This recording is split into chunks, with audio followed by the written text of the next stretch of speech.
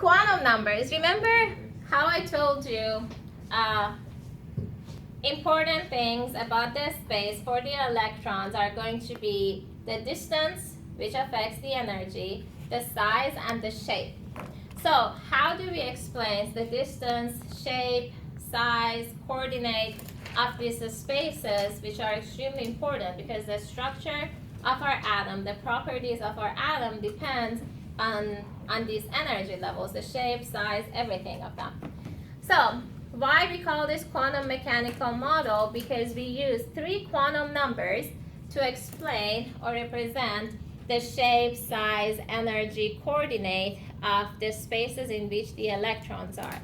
So set of 4 quantum numbers we're going to use, which is going to be N, L, M sub L, and M sub S. So N, we define this, and remember, these are all new to you, so I'm going to define them. If it seems complicated, weird, if it doesn't make sense at the beginning, it's okay, because we're just defining them to you, and then I'll show you how we use them and how these were important at the end. So it's not like, scientists sat and thought about, oh, let's make a theory and make like 4 quantum numbers. No, as they started, looking at the structure of the atom, they figure out that, quantum numbers are important. Did they come up with 4 quantum numbers all at once? No. As they get to know, as, science gets advanced, instrumentation gets better, scientists are able to observe more, they're able to experiment more, and once they see more, then they can explain more, and for those, they come up, with new terms. So if it seems weird that out of nowhere, how thought about, just quantum number, it is weird. Everything is backwards. So this theory is made based on what we see, based on what works. So the theory wasn't made first and then everything works around it. We know how everything works, now we build the theory based on what we observe and what we've seen. So N, we're going to define it as principal energy level. This would tell us how far we are from the nucleus. So N can start from 1, 2, so on and so forth. So N is going to start from 1. N equals to 1 is the closest to the nucleus. And this is your ground state, meaning lowest energy. And then as you get further away, N equals to 2, N equals to 3, N equals to 4, the energy increases.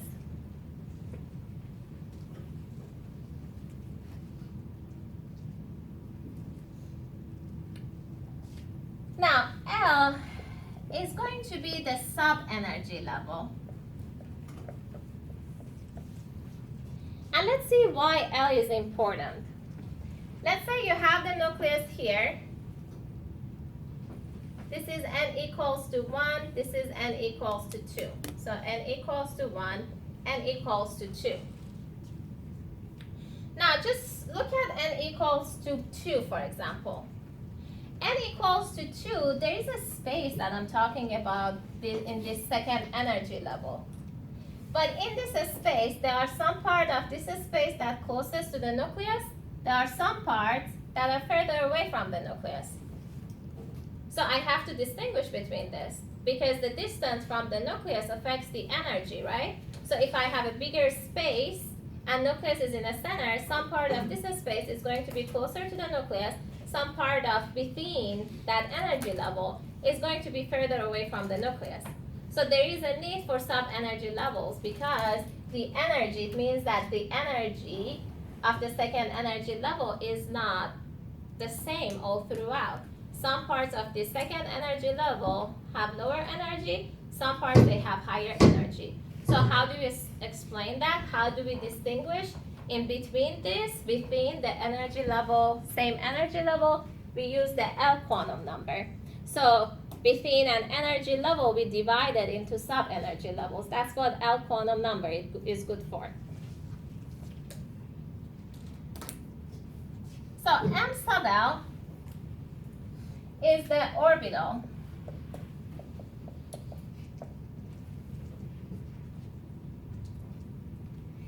So within a sub-energy level, we want to know what the size is.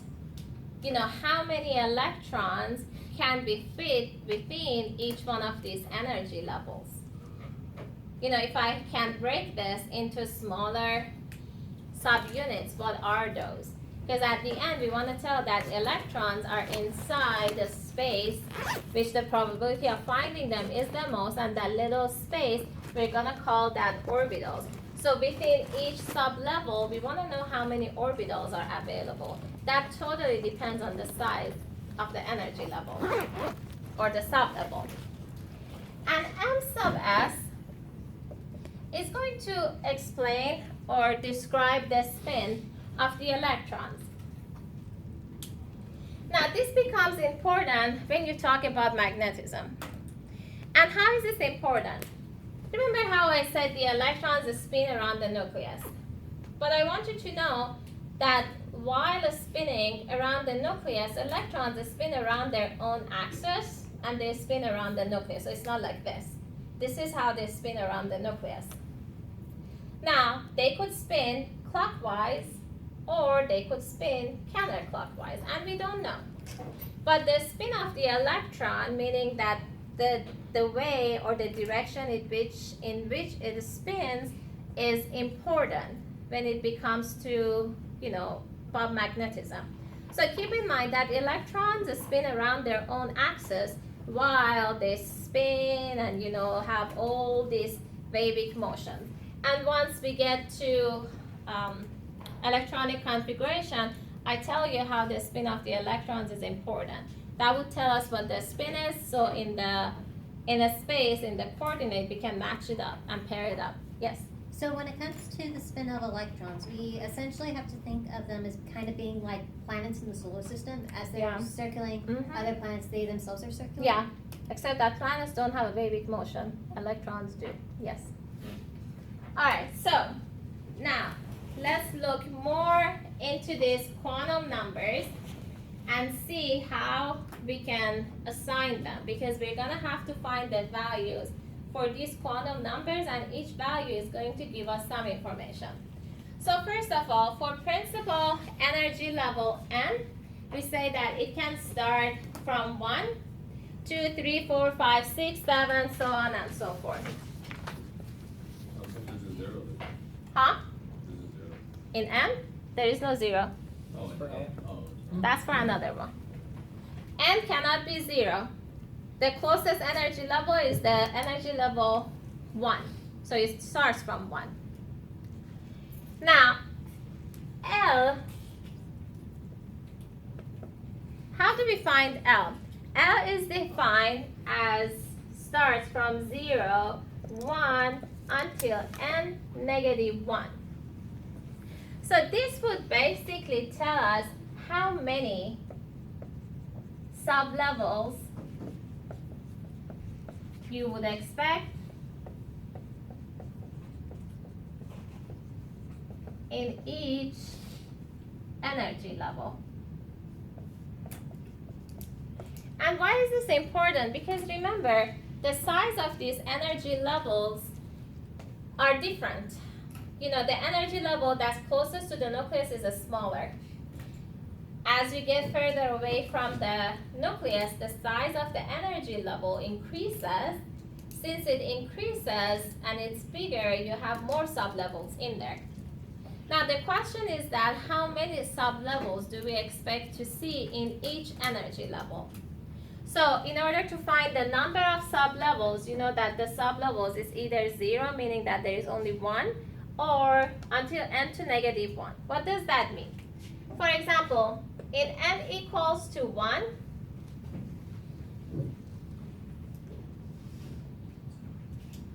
what is L? L is 0. What does that mean? Do I expect sublevels in there? There's only one type. But if n equals to 2, you would expect 0 and 1. Meaning that I would expect 2 sublevels. So you're looking at the number of these. Alright? In n equals to 1, it's unified. It's only one sublevel in there. It's all unified. But in n equals to 2, I would expect to see 2 sublevels in there. And these two have different energies. So 0, 1 is not important. You're seeing 2. That's what it's important. If n equals to 3, what sublevels do I expect to see? 0, 1, 2. 0, 1, 2. What does that mean? It means that in energy level 3, I would expect to see 3 sublevels. 3 sublevels, meaning that 3 things or 3 sublevels that have different energies. Let's say n equals to 4. How many sublevels do I expect to see? 4. 4 of them. 0, 1, 2, 3. And how are these different? The energy of these is different. The 0 is going to have the lowest energy. Then sublevel 1 has the lowest energy. Then sublevel 2 and then sublevel 3. Now what I want you to pay attention to here, or connect the dots and connect here, is that as n increases, meaning that as you get further away from the nucleus, we already talked about this, as we get further away, the space in which the electrons can be becomes bigger. Why? Because the attraction between nucleus and electrons is less, so electrons have more freedom to move, so they occupy more space. Since it's more space, I would expect to see more sublevels. That's what you're observing here. That's what you want to pay attention to. The bigger the space, more sublevels, and it makes sense. I'm getting further away from the nucleus, so I expect to see more sublevels here. So that's how you find L. So I could ask you, for energy level 3, how many sublevels would you expect to see? And you would tell me 3 sublevels. Now let's look at M sub L. Let's see what I have here.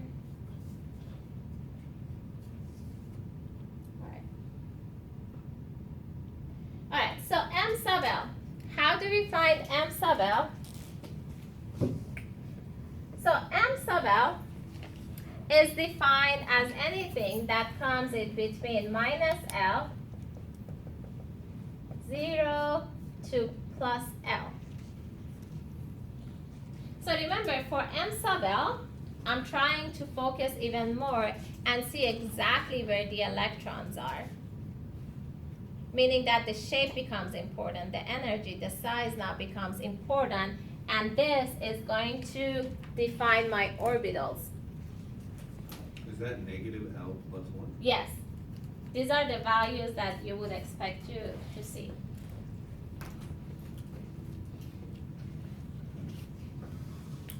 So what does that mean? If M sub L,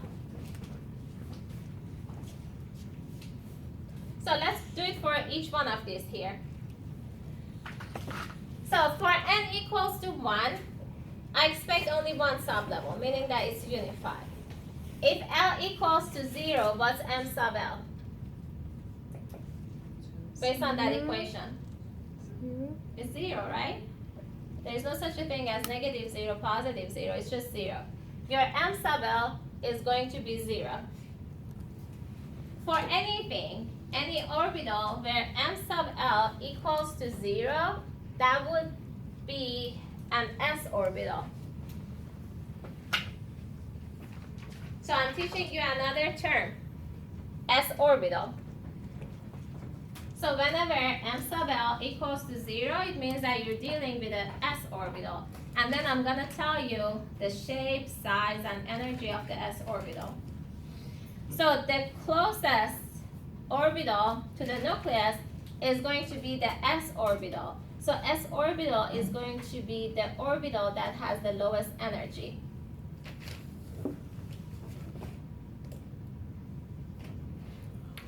Now, for n equals to 2, we have 2L. L equals to 0 and L equals to 1.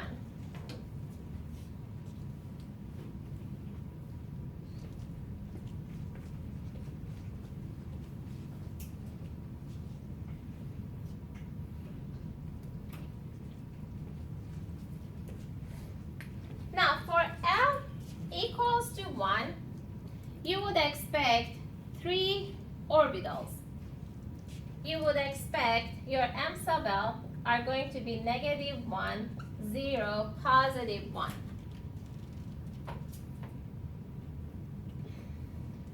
So whenever L equals to 1, L equals to 0, we already talked about it. Whenever L equals to 1, your M sub L could be -1, 0, +1.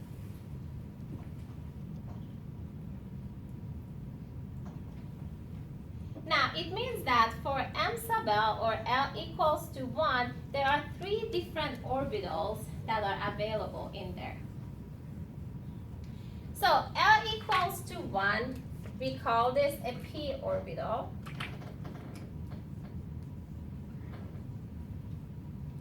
And each p orbital consists of 3, each p sublevel consists of 3 orbitals. So L equals to 0, that's your s orbital here. L equals to 0, let's put this here, not to get confused. This is the s orbital.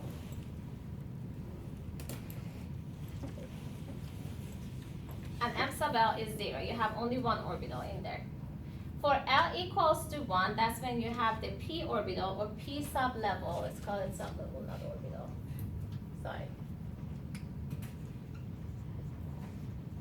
Sublevel or p sublevel, and each p sublevel is consists of 3 orbitals. So I don't want to talk about L0, L1. Like when I tell you s sublevel, that's when L equals to 0 and s sublevel has only 1 orbital in it because M sub L is only 1. But when you have the p sublevel, and remember, that's in energy level 2. In energy level 2, you have 2 sublevels. One that's closer to the nucleus with L equals to 0, which is your S sublevel, and one that is a little bit further away from the nucleus. That becomes your P sublevel. That P sublevel is further away from the nucleus, it's bigger. So P sublevel by itself consists of 3 orbitals. So the numbers are not important. Like -1, 0, +1 is not important. Just the fact that I get 3 of them, that's important. Now, when you go to n equals to 3, third energy level, what do I expect? L equals to 0, L equals to 1, L equals to 2. When my L equals to 0, I know that I'm talking about S sublevel. It's the same thing as the ones up here. They're not changing. S sublevel, I know that it has only 1 orbital in it. For L equals to no, I know that this is the P sublevel. How many orbitals do I expect? 3 orbitals. Now, how about L equals to 2?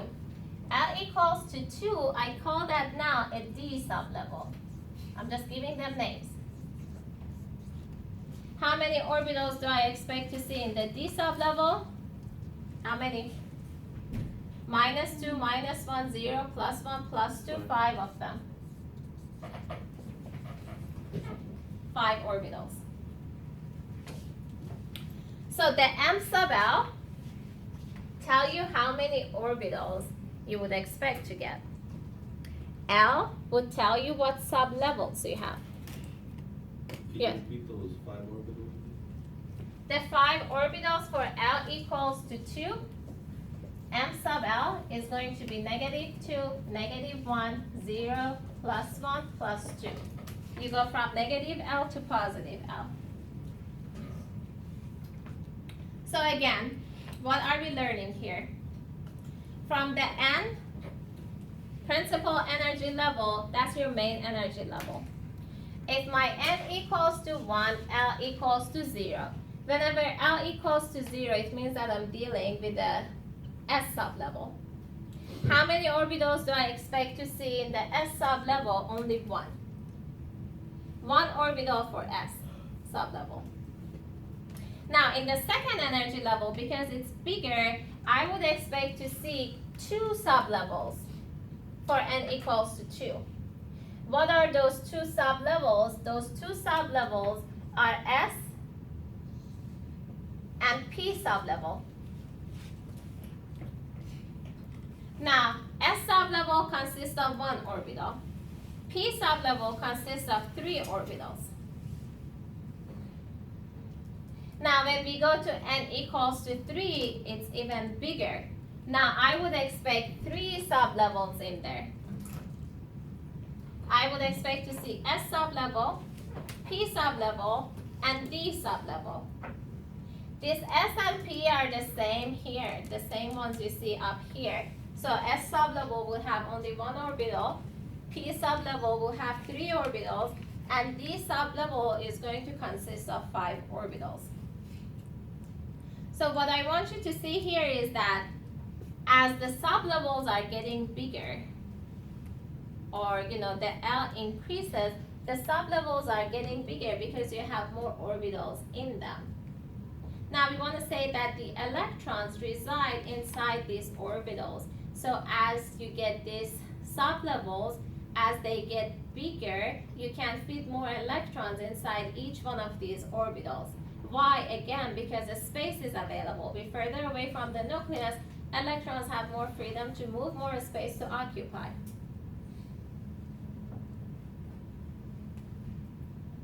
Now, for